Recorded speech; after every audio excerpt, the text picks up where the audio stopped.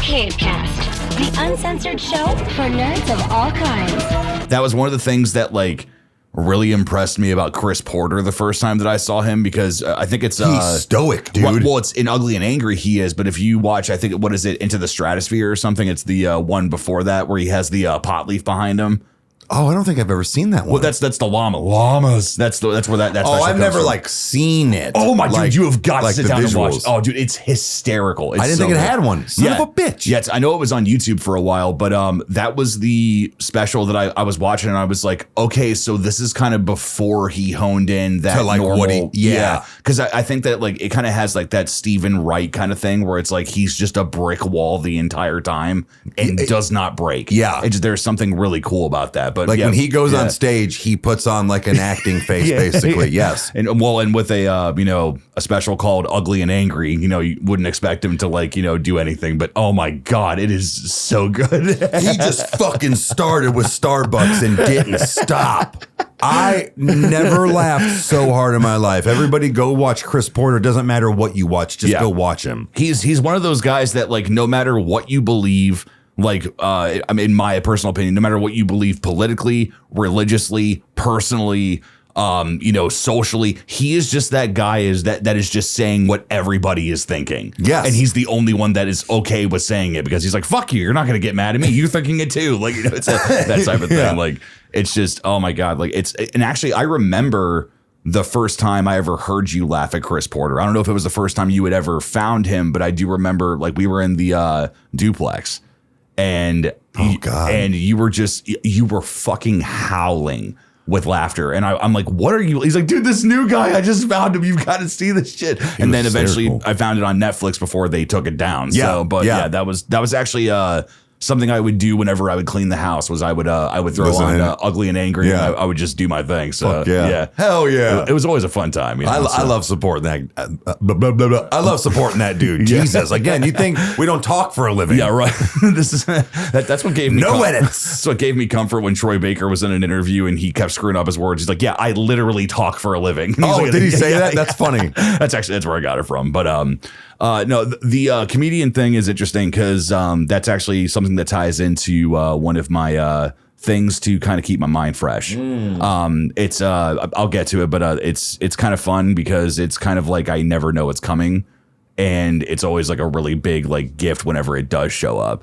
But tonight, guys, this is just us kind of just talking about our mental health and just the idea of like, what we do to keep ourselves, either in line or, to keep ourselves freshened up and just being like, what, like, this is something I really enjoy doing. Like I know that my mind will be clear after this. I know, it's because I think that everybody needs to have that in their own way.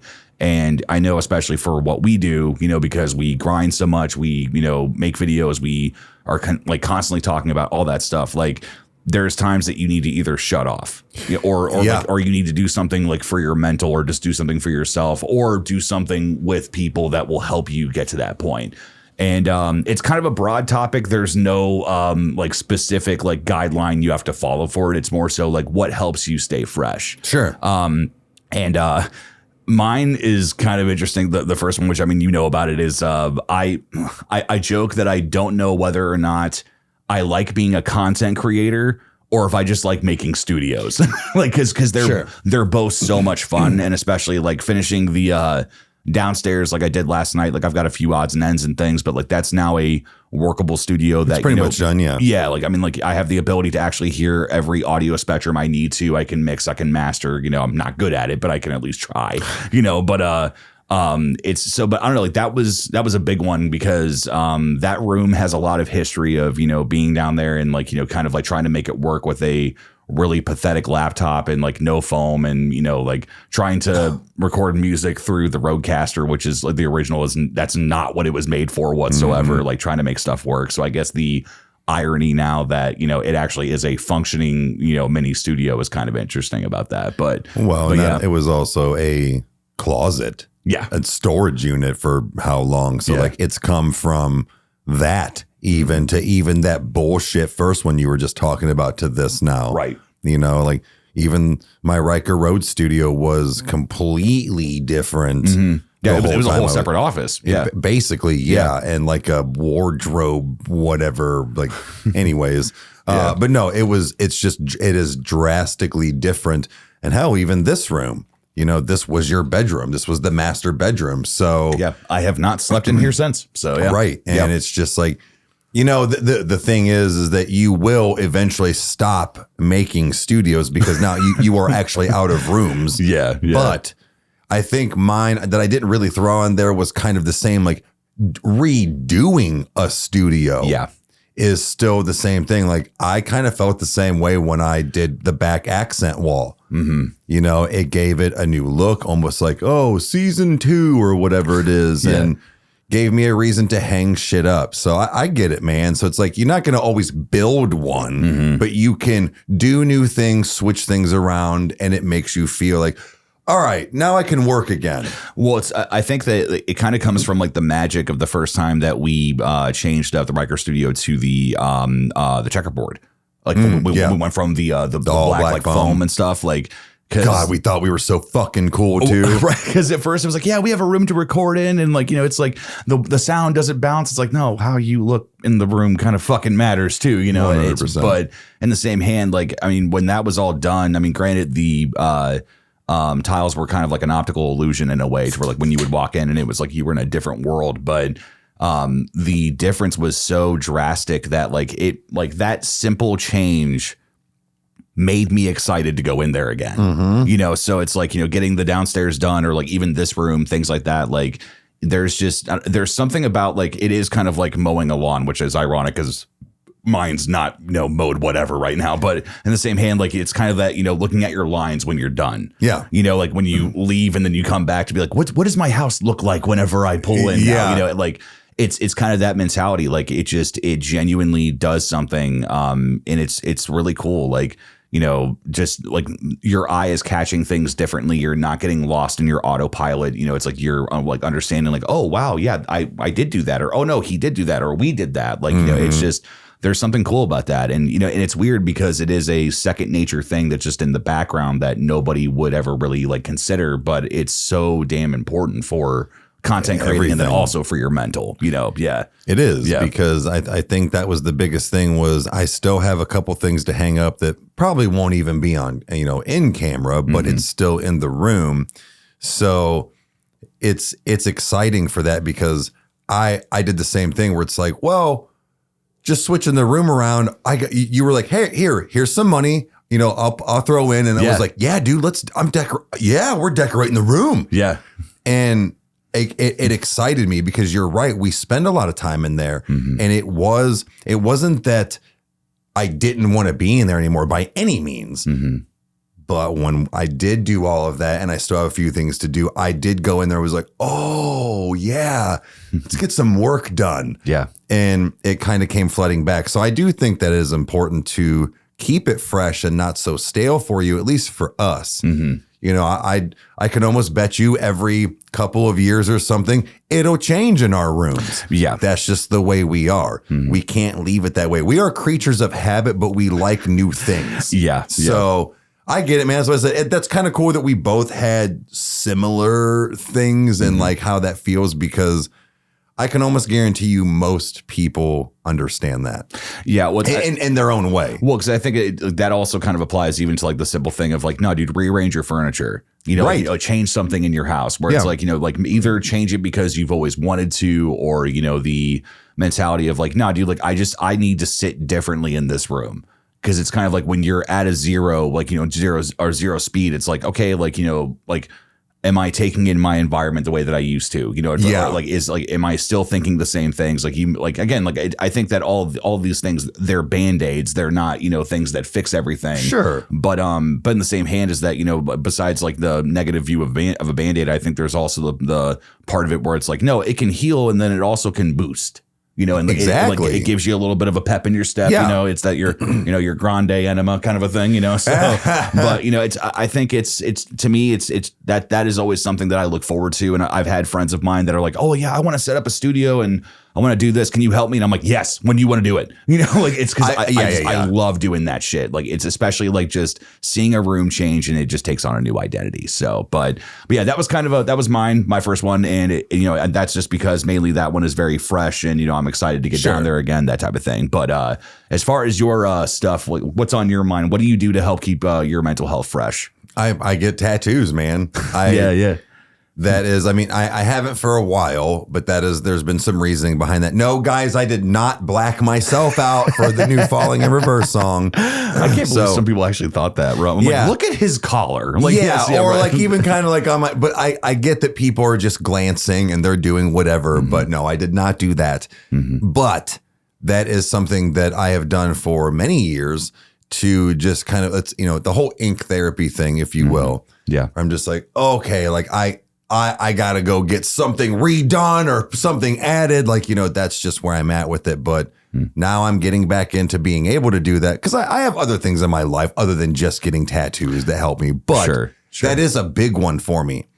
I also know one day I'm going to have to stop. I'm going to run out of room. So there is that. So it's like, kind of that balance as well. I have a lot of canvas left, but when you just kind of go on a binge, man, it'll fill up fast. Yeah. So I don't want to be, I did say I wanted to have it done by the time I was 45, but I still want to have like other things to be able to do, like, maybe some filler or things to kind of drag it out a little bit. Yeah. So, but that is definitely one of them.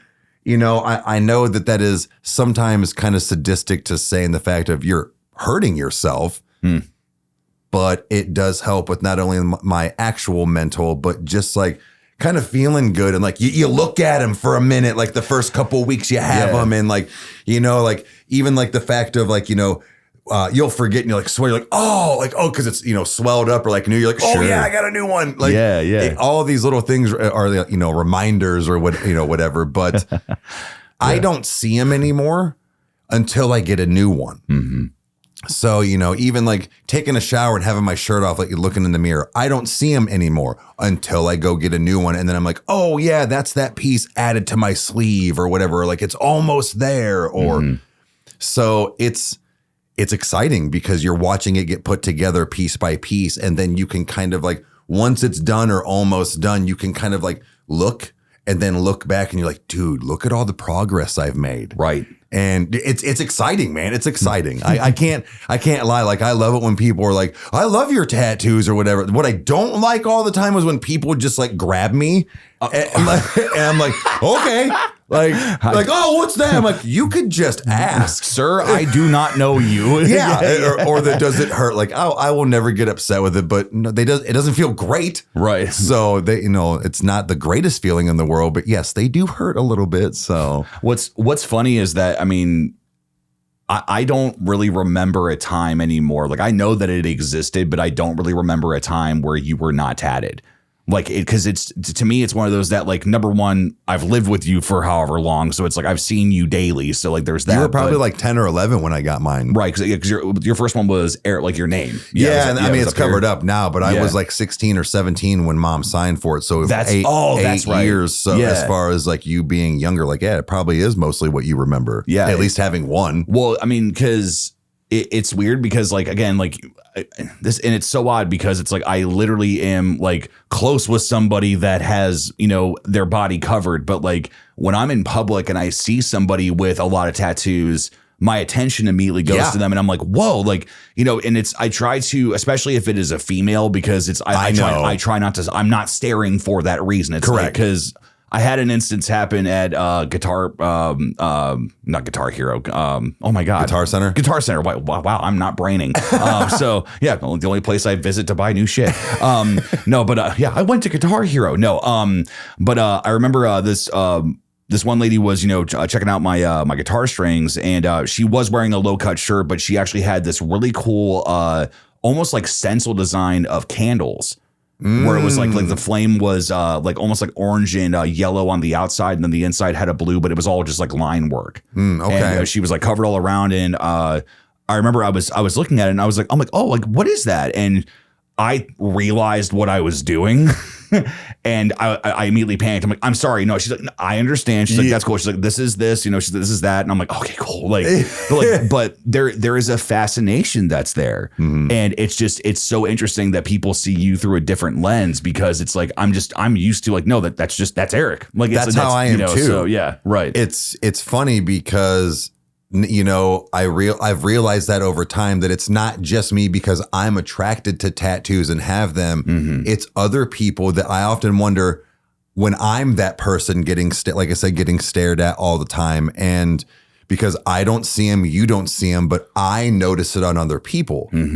So the fact that, both sides kind of do the same thing is cool, whether it's a positive or a negative, and each side is to be said by them. But I don't know, man. Like, I agree too, though. I don't know what I was getting ready to say there, but I agree with you too, though, on the fact of the whole female thing. When you're like, you have to be careful. I feel like, though, that somebody that's heavily tattooed, looking at somebody that's heavily tattooed, they don't take it that way compared to somebody like maybe you looking. Sure. Because when you're going, and if they're on their titties, you're like, well, I'm trying to see your mom. Like, so but that happens to me with even like t-shirts. Like when I'll read stuff, I'm like, no, I swear to God, no. I always said that dudes had to have made girls t-shirts because always right across the tits. Always. So you're going, what? You're like, no, I swear. I mean, kinda. But I mean, we're still dudes, but the point is, it's like, no, it's not always for a negative reason, so, so that was one of mine, man, as far as the whole tattoos, just because it gives it to me on several different levels. So serotonin, like, real release, and then like all the time, like, ooh, like, so. Well, I think that there's also like, there's a cool structure to getting a tattoo that I think is pretty cool. Like, because again, I've yet to get one. I will, but I know. But the day that Devin got his first tattoo, and my mentality was, okay, cool. Like, we're gonna go film this video. We'll sit in there. We'll wait, and then there'll just be a moment of like, okay, yep, come back, get tatted, and then leave. And it was kind of like, no, man, like, go get some snacks, go get a drink. It's your day to kind of splurge a little bit, make sure you got something in your stomach. And, if, you smoke cigarettes, it's like, no, okay, go take a smoke break, check your phone, like, kind of just like relax. Like, it's not as grueling of a process as what I once thought it was, because I remember, like, you were talking about, like, when you got like your back tattoo and stuff, that you were like, it was just hours and hours, or like, it was, just this, like very, long stretch of you either having to be still or like, different things like that. 3 or like, 4 different sessions of like 8 to 9 hours, like open to close. Yeah. Yeah. That's to me, it's not even done. Well, to me, like, that's the thing that I think is cool about it. Like, I kind of like almost equate it to like road tripping, where it's like, no, dude, half the fun is getting there. Yeah. It's that, like talking with your artist and, just kind of bullshitting and doing your thing. Like, I mean, just like, again, like the whole snacks thing, like there was a dynamic that I was not aware of. And it's just like, wow, like that's really cool. Like, it's, there is I guess like an art form to even how you do it, where it's like, no, don't go on an empty stomach. Don't do like, all that stuff. Like, it's like, there's like rituals, if you will, almost like, and things that you need to follow, and like some rules almost. And, don't get hammered the night before, because you'll probably not have a, great, your body goes into shock, man. Like, it starts to do that. So that's why they want you to eat something, your blood sugar goes haywire a lot of times. So, or in the fact of like what we call the tattoo flu, if you've been grinded on for the last, 6, 7, 8, 9 hours, just like all that adrenaline pumping through you, like you're going to be exhausted and want to go to sleep. So there is a lot to it, but that's the fun. That's also another part of it too, where like that whole mental state where like, I know that when I hear the machine buzz, when I smell that green soap, when it all like kicks in like this, you're like, oh yeah, buddy, we're about to get something here. Nirvana. Yeah, right. Yeah. Yes. Yeah.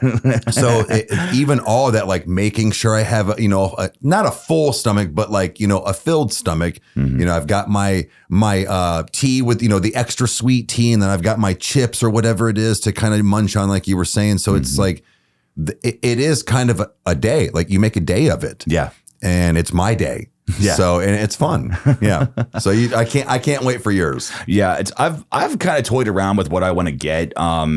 Just because like, again, like I've got some pretty ambitious things that, I've thought about that would be very detail oriented, but I also want to make sure that, anything that I have is something that's visible, so sure. It's, things like that. But, no, I actually thought about getting, just the word happy on my forearm.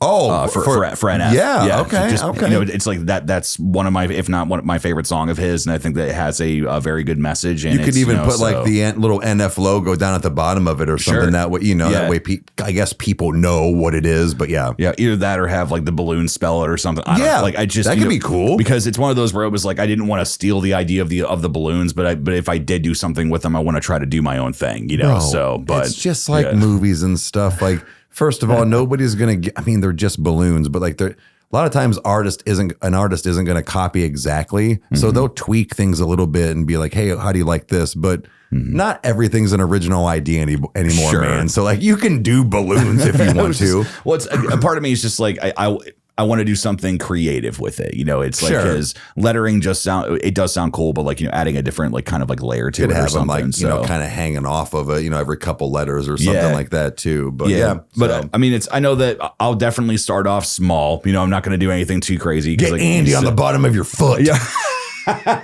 Be a bitch. Just be like, yeah, look, I'm owned. See, no, it's I just I don't know. That was always weird. But no, top of my foot hurt, dude.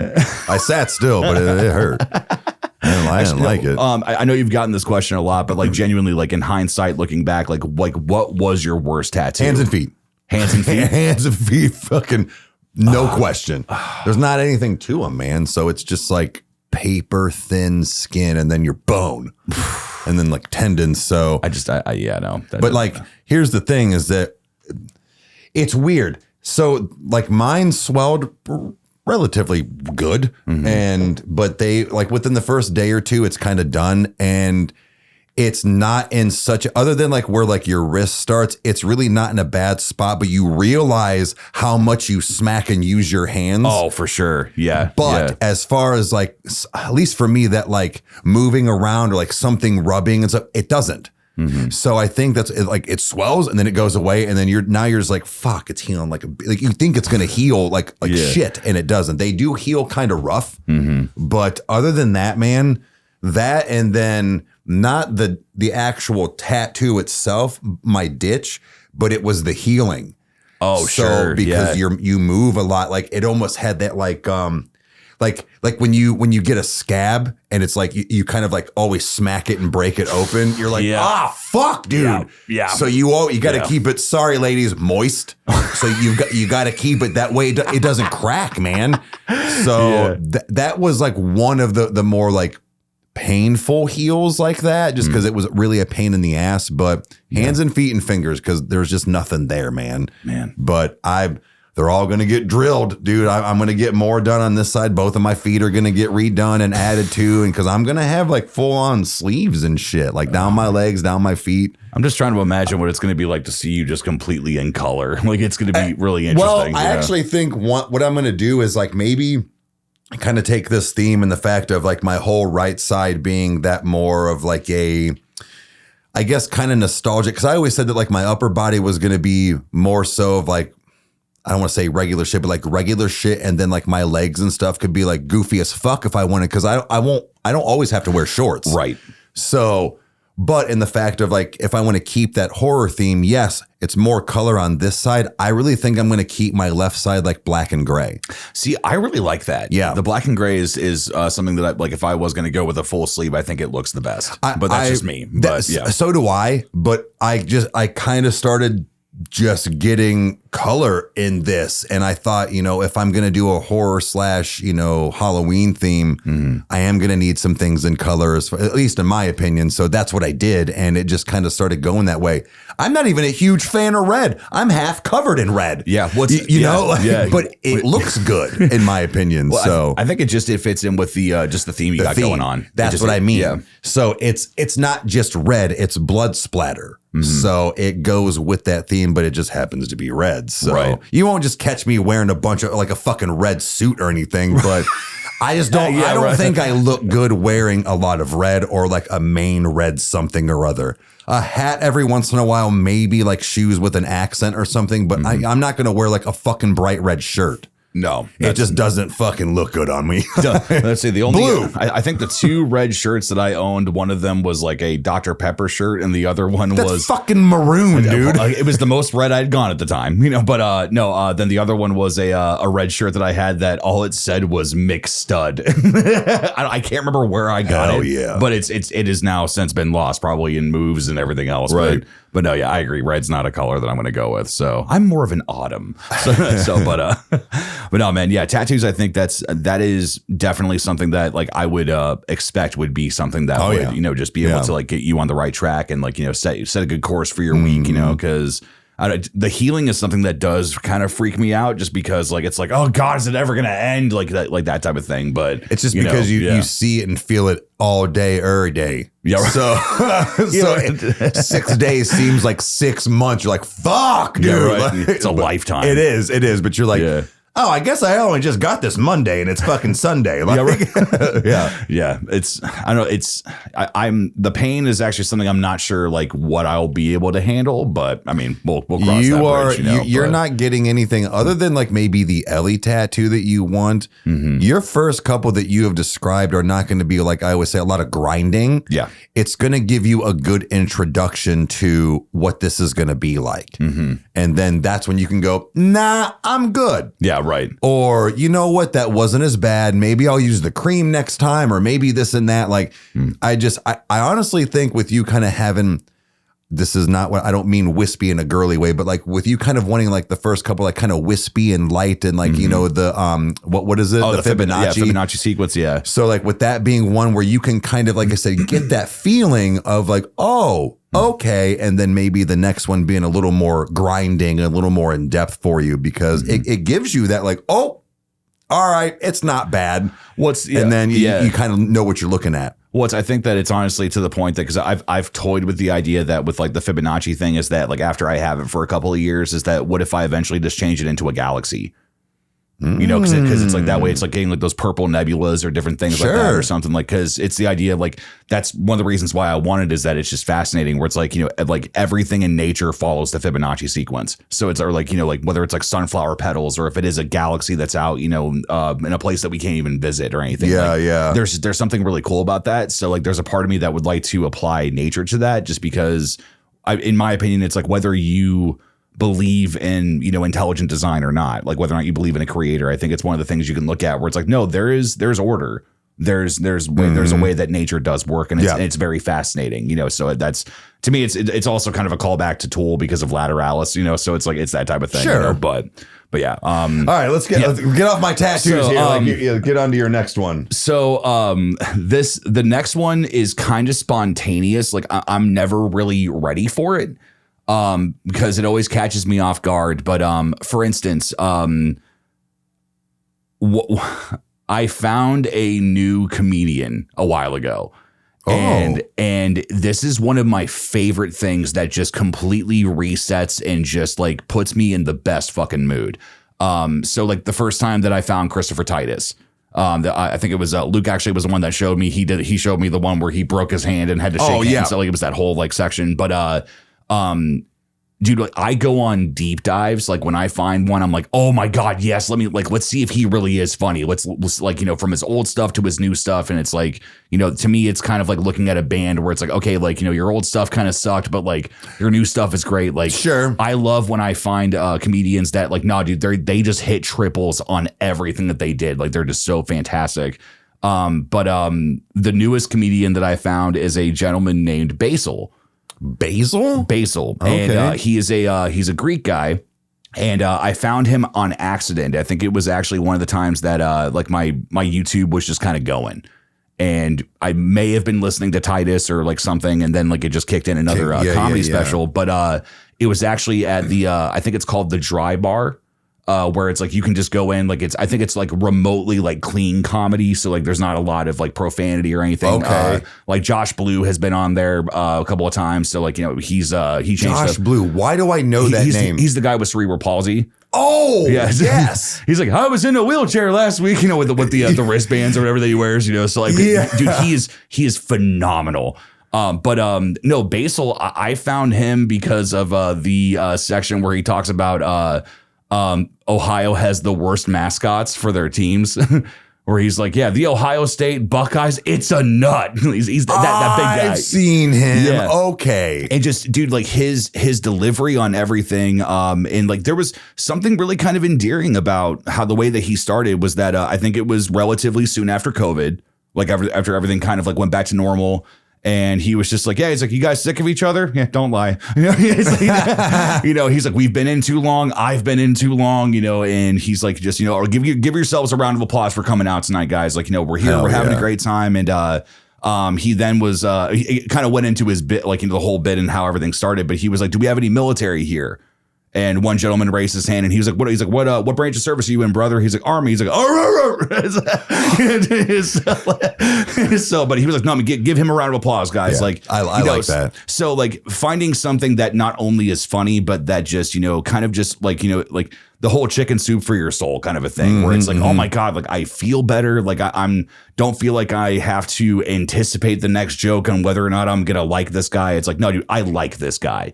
And dude, finding a new comedian is that like when my mental health will just completely reset, because not only am I thinking about it, but like throughout the days and stuff afterwards, it'll make me laugh, or I'll think about it. Rethink. Yeah. Okay. But there's also this weird thing that I do that like when I hear like certain situations, like when Chris Porter talks about stuff, or even John Caparulo, where it's like, I imagine scenarios where somebody is against me, and then it's like, no, dude, I'll say this one damn thing, and you're gonna be like, oh, sure, yeah, right. It's like it's not because I'm better, it's just because that's the fucking situation that's in hand. So like there's, I don't know, like it kind of like grounds me a little bit. Like it makes me understand that it's like, no, dude, it's okay to laugh, it's okay to stop for a minute, like. Yeah. Because, we laugh all the time, but it's like when you're alone and you can finally like have some moments to yourself to laugh to. And like, that's to me, that's really, really important, and it's Agreed. So, because I know like you've had, the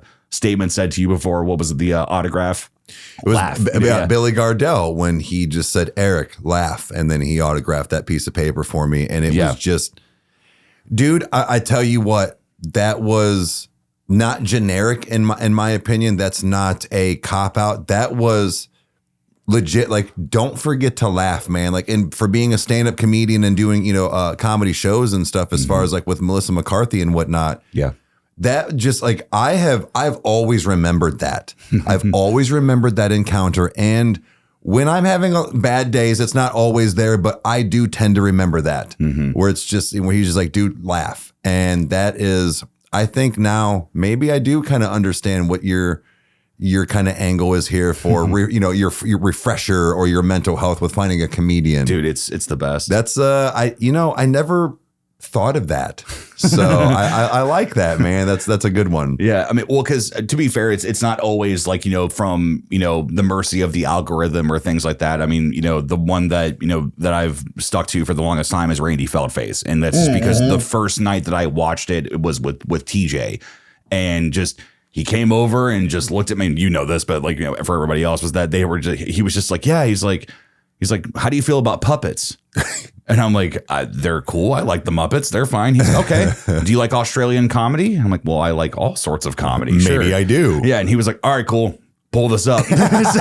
And I remember like once it got to the Morgan section, I had to pause it. I was to the point that if I kept laughing, I was going to pass out. Because it was the most ridiculous thing. But like that's like watching his videos, especially his stuff that he does with Sammy J, whether it's whether they're singing or if they have their sketches, things like that. Like that is a big comfort for me in a lot of ways, because Randy Feldface kind of showed up at a point in my life when I had a lot of just issues happening. I think mine for that, now that I think about it, I don't watch him a lot anymore, which I don't know why, but Amber actually brings him up a lot, is Brandon Ferris. Oh God. Yeah.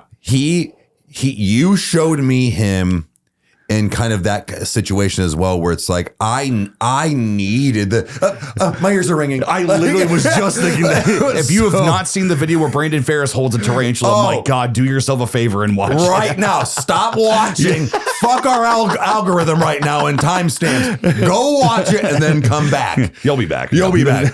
But no, I think, like I said, I agree with you on that, because that was, like you said, it was like for your soul, because he is so goddamn funny. Like, I know that some of this has to be like scripted in a sense, like an idea of what he's going to do. But you know, like he knows he's going to fuck his studio up when he lit like fireworks in his studio. That's what I mean. Like some of this is like already pre-known, but like the actual acts that are happening. Oh and my God. With the tarantula and stuff, but no, those are that was something that it came into my life when I needed those deep guttural belly laughs and almost passing out, because I'm just like, bro, rewind it. So hell yeah, dude, fuck yeah. Yeah, it's just, dude, it's such a euphoric feeling, because it's the, like, a comedian has, I think, one of the hardest jobs in entertainment. Absolutely. It's because I remember being at it was have you ever gone to the Blue Jazz Club? And I think it's in Akron. No. It's a really solid place. It's a little pricey to get in. I mean, it's like there's like a cover charge, I think, like when you go in and stuff. But it is like getting transported back to like the swing era. And just like it is shit, dude. It's very dimly lit. I remember that there was a swing band on stage. And, there's the guy has, his 3-piece suit, and he almost has like an Elvis kind of like haircut or whatever, and one of those vintage old mics that looks like a cage. And he's just, singing and belting. And I remember looking at the dance floor, and this will all come back to comedians, but I remember seeing the dance floor, and random dudes would go over to a table and just put out their hand, grab a fair maiden, and they would dance and do their thing. But it was innocent. Yeah, right. Everybody there was just having a great time. They were all there for the same reason. And I remember at one point, I think it was their finale was that he said, hey, he's like, how many Travis Tritt fans do we have in the house? And I'm like, well, that's country. Like, you guys are playing swing. Like, how are you, like, what's happening? They did a cover of his song Trouble, which is in The Son-in-Law. Well, I smell TRO. Yeah. Dude, they fucking ripped it. And the whole place went nuts. So all that being said, that was the dynamic that I was used to that night, where I was like, oh, wow, this is very chill. Then they did open mic comedy. Really? Right after, it was like when it was super late. It was like maybe like 11:30 or 12. And like, the person I was with, we were kind of like getting ready to leave anyway. So we were like, oh, let's stick around and see how this first guy does. Bro, it was so bad. No. Just for YouTube's sake, I won't say exactly what he said, but he talked about how he had gotten pulled over. And he was pissed off at the cop that did it, and he tried to get everybody to do FTP. He wanted everybody to chant it, like, and he was on the count of 3, and he was like, he did it and waited, and you could hear a fucking pin drop. And somebody, I think, went, get off this. And I was just like, bro, this is the origin story of a villain. Like, dude, I'm seeing this happen. Bro. He's already pissed at the police, and then nobody backs him. No, because like I think he was trying to go off of pop culture at that point to see if anybody would agree with him, and it just fell flat. So, but like, dude, like seriously, like it's interesting because like comedians, like they have to make everybody laugh, and there's also the argument of like, oh, well, somebody got offended to this. It's like, nah, dude, like when you walk into a comedy club, if it's like if you get offended, it's your own damn fault. Like, right. It's like you know what you're signing up for. I don't go to a Saw movie and get mad at the guy that sold me the ticket for a compound fracture that happened. It's like I went to a Saw movie. I knew what I was expecting. Yeah. It's like, I signed up for this like when I came here, But yeah, no, comedians are just there's something very transcendent about it for me. There's something like it's like almost like the universe has given me a gift where God's kind of like, all right, you know what, you need this right now. Take this and enjoy it. You know. So, but yeah, comedians is I like it, dude. Yeah, I like it. Thing, so yeah, because I mean, like I said, I understand it as well. So one of mine is I don't want this is gonna sound very girly, but no, it's there's something about it. I think it's been even since I was a kid, but new clothes or new shoes. I think more so shoes. because I am a sneakerhead. Now, my collection is quite small compared to what it used to be, but I do enjoy like my Jordans and stuff, and I have a few left that I want to get that I was never able to. That they were either sold out or like I just didn't have the money at the time. Whether I was younger or be it that I just didn't have the money. So I want to do those, but I have since shifted into this like I guess new stage of sneakers that I enjoy, you know, the Vans in certain styles and, you know, these new, the new Nike, what are the new Nike, the Nike skate shoes, SBs, stuff like that. When I get a new pair of shoes, man, like now I don't always wear them all the time. When I get new ones, they're like special, but that's the thing. They're special. I wear them on special occasions or when I'm going out specifically to this thing or when me and Meg do this or when it hasn't rained in 3 days or when it's not winter. Right. And, you know, but like I have this collection and it makes me feel good while I'm buying it, when I'm on the look for certain things or when I'm just like, you know what, let me just go see what's out there today. Whether it's a sale, whether it's not a sale, it's like the hunt, if you will. You know, like I said, I have very specific Jordans I want left, and I don't want to say I'm on the hunt for them, but like I'm always keeping my eye out for certain things or different color schemes that they're in, or whether I can find the Fresh Prince ones and this and that. Like that's just what I do. And when I finally get them, I just had an O right there. Like, yeah, right in front of me. That's great. But no, like like I said, clothes and shoes. But like I said, I think so more so the shoes. But there's just something about that look, that feel, do I spend the money?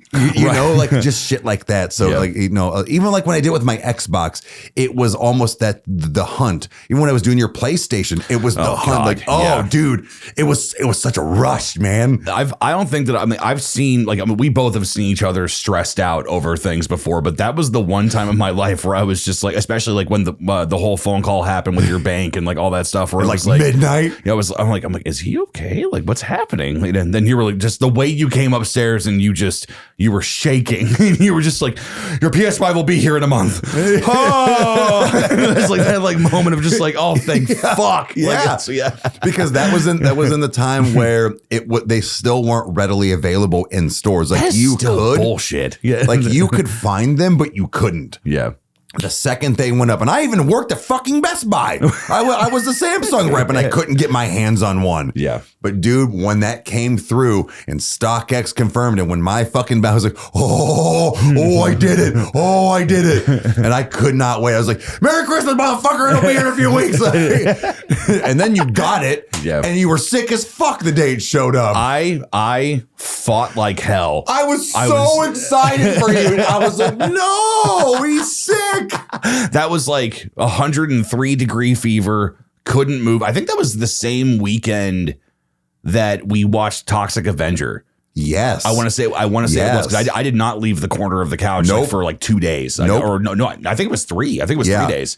Because I was just down and out. Like my immune system was just tapped. We did that. And because you didn't have COVID. No. You were just sick as fuck. Yeah. And like that is right. We watched the Toxic Avenger because I think it started. We watched the Toxic Avenger like the night before. Yeah. And then you got the PlayStation the next day. And I think because I was gone. Yeah, I think you were at work. Yeah. Yeah. And I was like, he probably is feeling better today. No, it got worse. No. And what was funny was that even that night was because one of the things that we do when we're sick is that, especially if you have like, you know, your sinuses and stuff, was because you learned it from some of the guys locally here, was that, you know, a shot of like blackberry brandy will, you know, help clear you up. And I've actually have been sick as a dog before, had a hot toddy and woke up the next morning and felt great. Yes. You know, it's weird. It's like this like voodoo magic or something that happens. But I remember that was the night that we were, you know, like, cause I think like you were kind of not feeling good, like, but you weren't as down and out as I was. So it was like, we were just, you know, kind of sipping on it or whatever. And you were like, man, why is this hitting me so hard? And then we looked at the percentage and went, oh, that's why. So like, I'd never really paid attention. I was like, oh shit. Yeah. So, but fucking tanked. I'm gonna say it worked though, you know, but no, it's just, oh my God. Yeah, that was a good time. Yeah. But no, so it's, like I said, the whole sneakers and the clothes thing are just kind of like I said, that hunt. But yeah, that was, I want to say probably your PS5 was one of the last bigger hunts that I've done like that. I don't want to say that I haven't had like the money per se, but like I haven't really, that hasn't been my main focus on like, you know, my rare shoes or whatever. It's been like, oh, I enjoy this new style. And that's been kind of my thing. Right. I found a sale, bro. That was, well, I guess that was probably one of the biggest ones. I found a sale, remember at Zoomies or whatever. And I bought like 5 pairs of shoes and I got them for like X amount of money. I was like, oh yeah. Ooh. Yeah. Well, I think that honestly, like talking about even like your physical appearance and everything, where it's again, like that's not everything, but it's not, but the same hand, like it's right up there with like getting a haircut. It's right up there with like, I mean, because I remember Dan actually said that at one point, who's one of our really good friends, he was basically saying when one of his buddies was kind of like down and out and was like kind of in a bad way where, you know, I think that some of it was like self-inflicted in some ways, but there was also a lot that was like kind of out of his control. And Dan just looked at him and he was like, nah, dude, he's like, you need to go home, take a shower, get cleaned up, go get a haircut, be a man. Yeah. You know, just, you know, and he's like, you know, kind of take control of your life a little bit. Like that's, I think that there's something cool about that where it's like when your physical appearance changes, even the way that you perceive yourself in the mirror changes. Yes. You know, so it's like the idea of like whether or not it is like something as simple as like, no, I shaved today, you know, or like, but there is something cool about shoes. Like I'm not necessarily a sneakerhead. You're not. But I do love Converse. Converse are like my shoe. Like that's like the main thing I love to wear. You know? I want the Wonka ones. Oh yeah. There's two different kinds. There's the chocolate version, and then there's like the Wonka, like with the ticket and stuff. They're purple and whatnot. I want both pairs, dude. Yeah. They're like $110 for the chocolate ones, and I think like 79 or 89 for the other ones. Like I'll have them. I'll have them one day, but like it's not on my priority list right now. No. But that like I said, that is one of my things. So yeah, no, I think that, well, especially someday I do want to actually get the Buried Alive. Dude, those Converse. are fire. Yeah. Well, and that's mainly just because I know for a fact that they put so much work into their merch. Absolutely. And they're and support. Yeah. They're fucking titans. They're amazing. But no, that's really cool. I wondered if shoes were going to be a part of your thing, but I mean, because again, like it is something that, you know, again, like this, none of these have to be anything that anyone else understands. Correct. You know, it's because it's just like, nah, dude, like it's like maybe your thing you. is, you know, maybe you're a SpongeBob kind of guy and you want to rub 2 pickles together and that's what you listen to and you feel better. I don't give a fuck. It's like, Right. Does it make you feel better? Good, go in there, get your pickles. You Exactly. know, so, but I would say that the final one I've got is it is, you know, very laser focused on, you know, something I do, but just restringing guitars.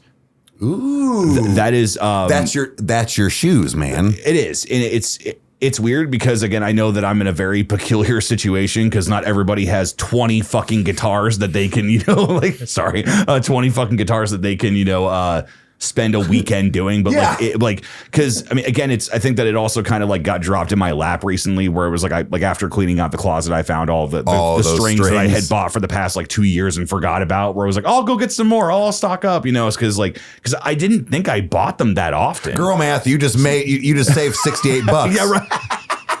I spent it all now. No, but no, like there's something really cool about it. Like that's, I guess it kind of like ties into the comedian thing too. But like one of my favorite things to do is to throw on George Carlin and just restring guitars. Like, okay. You know, it's like find like some of his like really old stuff, or even if it's like some of his like stuff when he was like, you know, in his later years where like he just got funnier as he got older. Where he's, I'm closer to death and I don't give a fuck. You know, it's like, bro. You know, that type honestly, of thing, man. You know? I never got into him. He's not for everybody. Yes. Him or Sam Kinison. Okay, definitely. I can understand that. Yeah. But like, again, I understand it. But yeah, so but that's your thing. You like to sit down there and listen to that. So again, a comedian came up for your like feeling fresh again. That's interesting that it came up twice. Well, it's because what I tend to do is that it's either George Carlin, or it's that Trav guy with the Don Ronald. Yeah, it's like I love watching his stuff because like I've watched him review every Doom game like 7 times. Like it's really fascinating just to listen to. The other gentleman is Nitro Rad, the one that I watch review Silent Hill.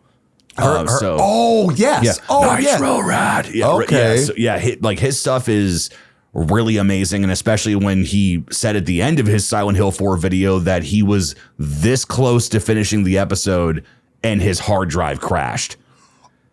He had to re-record all of his game footage. he had to re-record. Oh yeah, dude. Yeah, and that is it. Yeah.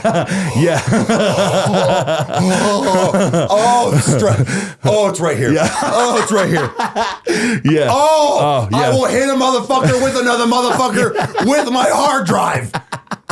Oh yeah, dude. And he powered through, and still, and it's one of like I knew that it was one of my favorite videos to watch, but that's a video that I try to go back and give him as many views as possible. Just because if I could give him 1,000 likes on my own, I would, dude. Because I can't even imagine losing a reaction. I am enough. like uncomfortable right now. Like I like need to move, like because I feel is it enclosed in here? Like sorry, it's not buried. So don't think about that. Yeah. No, but. But like just stuff like that, dude. Like, and what's really cool is that, like, especially like with the types of guitars that I have, like, you know, because one of the funny things I heard somebody say where it was like, yeah, like I told them I got an 8-string, and they're like, oh yeah, restringing takes 33% longer, you know, because it's like you have 2 more strings, you know, so it's That's just funny.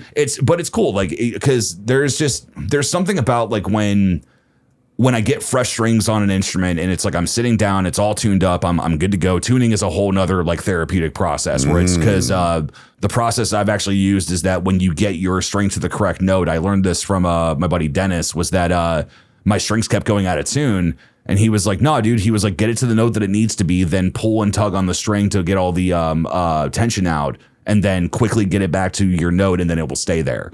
So no shit. So there's like a process that I've kind of like, now that I can kind of do it and not think about it, you know, because I've restrung so many guitars in my life. It's a habit. Yeah, and it's interesting because like depending on the tuning, like, you know, it may take longer or, you know, could take less time if you have a lower tuning, like, you know, because you have thicker strings. Like there's a lot of factors, but no, there's a sense of like inspiration that kind of happens. Like when I get a, you know, new set of strings on something, I'm just like, man, like I find notes that I haven't played in a while, because I'm testing the neck and I'm listening to it, and it's kind of okay, well, maybe if I put my fingers like this, and that sounds kind of cool, you know, because I know like this much of music theory, so it's kind of like I know how to like maybe make mistakes and then kind of like apply some theory to it that I know, but like that's about it. But no, like there's just something really cool about it, and like, you know, just waking up in the morning, getting my coffee, doing my routine, and just sitting down and just enjoying it. Like it is. Fuck yeah, man. That's also the time that I have watched dudes make a log cabin for 3.5 hours. So like it's just those are fucking awesome. Aren't they great, dude?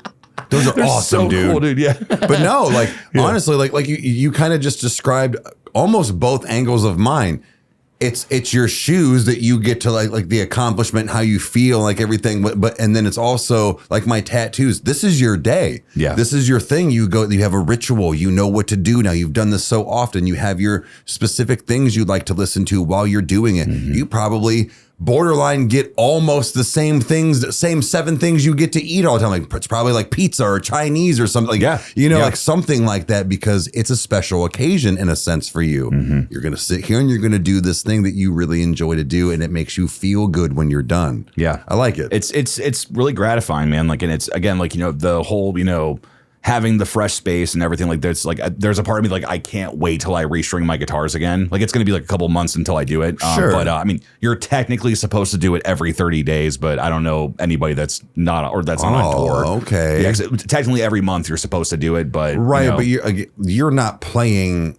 You're not playing as much as fucking Corey Taylor's and Slipknot and all of them are playing, like you said, on tour. Mm-hmm. So I think there's a little bit of a tweak there for you as far as timeline. Yeah, because I mean, even like the bass guitar, like I just restrung that one a couple of days ago. It was recent, but I literally, like from the moment I bought that at the local music store till then, I had not changed strings, because I think I recorded the deepest, which is the one with the piano part that starts up and then like all the guitar riffs and stuff come in. That was the last time I recorded that bass. Okay. But again, it was, I wanted to be sure that I had all my tools, where it was like, okay, if I need to write a bass part, I can at least get like a dummy one down, and then I can send it off to Ron and be like, all right, man, now you know how to play bass, and do your thing. You know, it was kind of like just having that versatility. But no, I felt better afterwards, because I'm like, all right, all of my instruments are clean. You know, everything is good. You know, it's like everything is now like ready, not only for my fingers to not be torn up, but also the fact that it's like, no, dude, like, you know, like just like the clarity that you're going to get out of this. You're going to get a better sound, all that stuff. So, but absolutely, dude. It's fun, man. It's a cool thing. So, hell yeah. But yeah. Well, so This last one, I'm going to give a little bit of explanation here before I start. Guys, I have my card and we live in a recreational state. Yes. That being said, this is not to be funny or just to get out. Like it, when I go to the dispensary and basically re-up on my medicine and things. Now I know that it is kind of I don't want to say all the time thing, but basically a monthly thing or whatever. But there's something about making your trip. Again, that hunt, like finding the things you want, maybe something's on sale or you're waiting on something or seeing if something's coming in or whatever, maybe even how I choose to buy it as far as like what form it comes in, and going there, seeing kind of your people for a second and, whatever. And then you get home and you're like, I'm set. Yeah. I'm done. I'm home for the, the month or whatever. Like, I don't need to do this again. It's kind of like just making that little trip, if you will. Yeah. Again, there's that whole like little ritual and like all this stuff. Like, I know I have to travel like 20 minutes and I have to I'll sit down and look at the menu and like all this stuff. So, put my order in and then go see a couple of the guys that like my funny shirts and like we laugh and all this. So it's this whole thing. But like I said, when I'm home, it's just like, whew. Sometimes I don't even like immediately do anything, but it's just knowing that it's done. Yeah. And having it. So I think it's also because I know that what it does for me as far as like, my mental state, my, aches and pains a little bit, or even like how I feel like, as far as like my stomach and things, like there's a lot that goes into it, but just that whole thing of, yes, I have my medicine.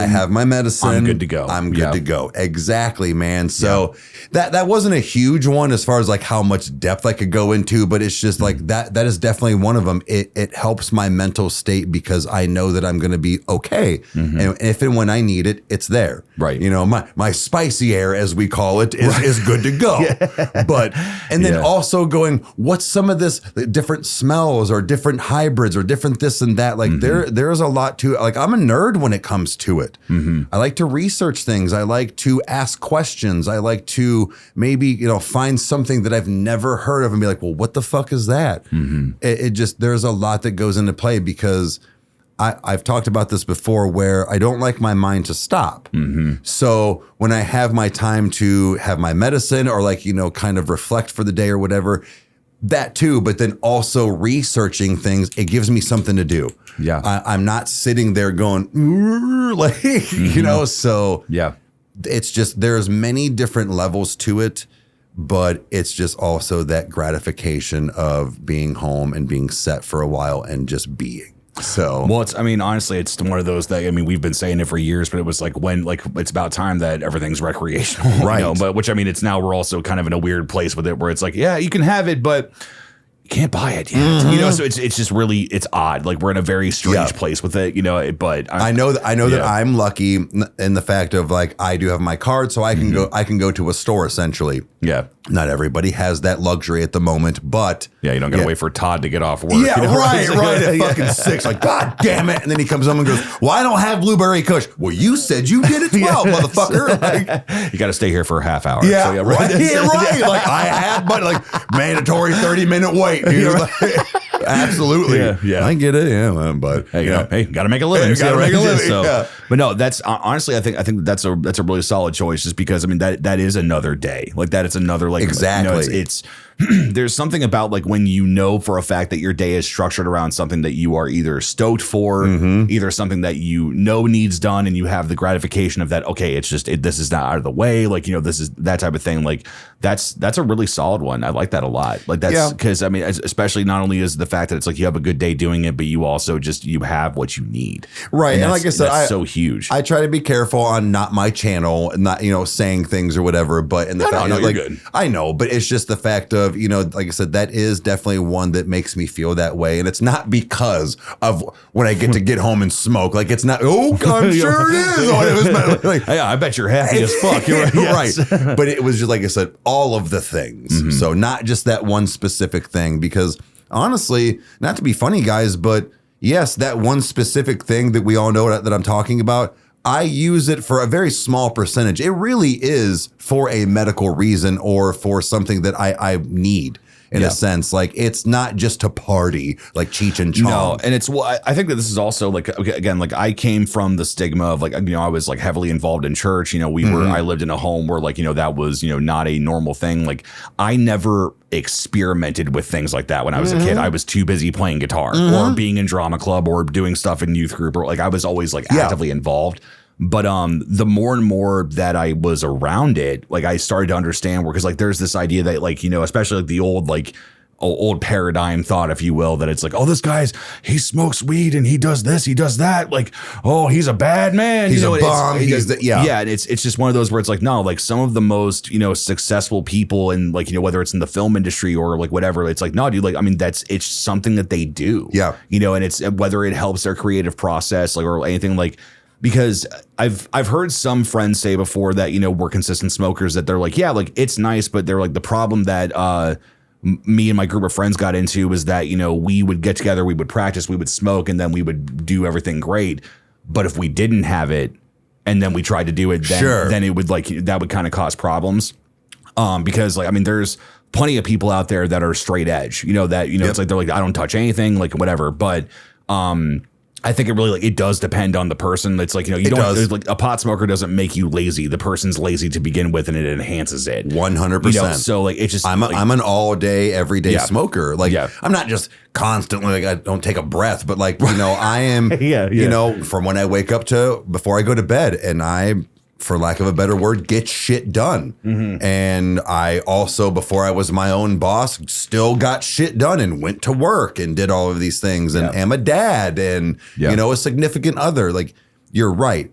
You're already lazy if you're doing that. Like it doesn't make somebody that way. Yeah. There is a lot of, I think, false narrative when it comes to people that are a daily, all day smoker, because they see a few bad resemblance of it. And there are bad ones out there. There are, but that's because they were like that before they started smoking. It didn't just go and then make it so. But you're right, man. It's 100%. It was already that person. Yeah. Well, it's like that whole joke of like, Facebook made my daughter a slut. No, your daughter was a slut before she ever got on Facebook. So I'm not saying social media can't influence. I'm not saying that. But, But no, it's just like that's, to me, I think that like you've got a really good trifecta there because, that's, especially like because as like time has gone on, is that you're right, like talking about like the medicinal thing where it's like I've seen like how like your habits with it, either living with you or like like through the years and stuff, and it's like no, like there's been times where you're like no, like I haven't touched it at all today. I was busy doing stuff. Like it's just like to me, I think that it's something that I have been able to see firsthand, and I'm like wow, okay, like this is very interesting. There's a very different perspective you have of it. I think I agreed because there, like you said, there's been many times where I'm like, no, I didn't wake and bake today. I didn't do it. Like I had shit to do, and you're like, wow, dude, it's like 3. Yeah, right. Like I know. Are you sick? No, right. But I think that's cool too, that somebody else can kind of see that habit on how it is and isn't, to where people argue the fact that it's an addictive, and no, it's not. It's a non-addictive thing. It's a mental addiction to try to get rid of it. Yeah. It's a crutch for you. It's not an addiction. Right. So I think that's the thing is if it was an addiction, there'd be no way that I could smoked at 10 o'clock at night and then not had it until 4 p.m., 3 p.m. the next day and not had something drastic happen. You're not tweaking. You're not. It's I'm not fucking like over here doing this or like no. And it's again, that's like I'm really happy about the perspective that I have had with it, just because it's me too. Because it's again like I'm also a very different person from what I was then anyway. Agreed. So because it was kind of like no, I'll never drink. I'll never do this. I'll never do that. I remember that, man. And it's again like I think that's what was important to me at the time, because number one, I think life had not kicked me in the balls as much as it did. Not enough. And it's like to me, it's one of those that like as I've gotten older and I've had that perspective, like it's something that like I've understood that it's like you need to just like kind of fucking unclench. Like, it's like, because it's whether or not like you're doing it on a faith-based reason or things like that. It's like, no, hold true to what you believe. Absolutely. It's like if you have standards, if things are important to you, stick to them. But I had a lot of experience with things where I was just like, man, like I put too much weight into things that ultimately just like tortured me, you know, and it's to where it was just kind of like, no, like it's like Peter was a cussing fisherman. All right. You know, it's like, it just like he was still regarded as one of the greatest, like the rock of the rock of the church or whatever. Like he couldn't keep his mouth shut, you know, like it was that type of thing. Like I love that. I love the fact that it's like, no, like broken people can be used. You know, absolutely, and dude. It's just to me, I think that there's something very beautiful about that, and you know, just you know, being able to have that perspective, if not even just on that, but just kind of like life in general. It's been really cool, and I know that you know, kind of like just to wrap things up, is that I know that you know one of the reasons why I wanted to talk about this was that you know, dude, like I know that I'm in a very very good place mentally now. Like I mean, from I am okay. Like, it's I'm getting there. It's like I think that honestly, like, because you and I kind of talked about this the other night, but it was like I know that I'm doing better, but I also know that like seasonal depression is done.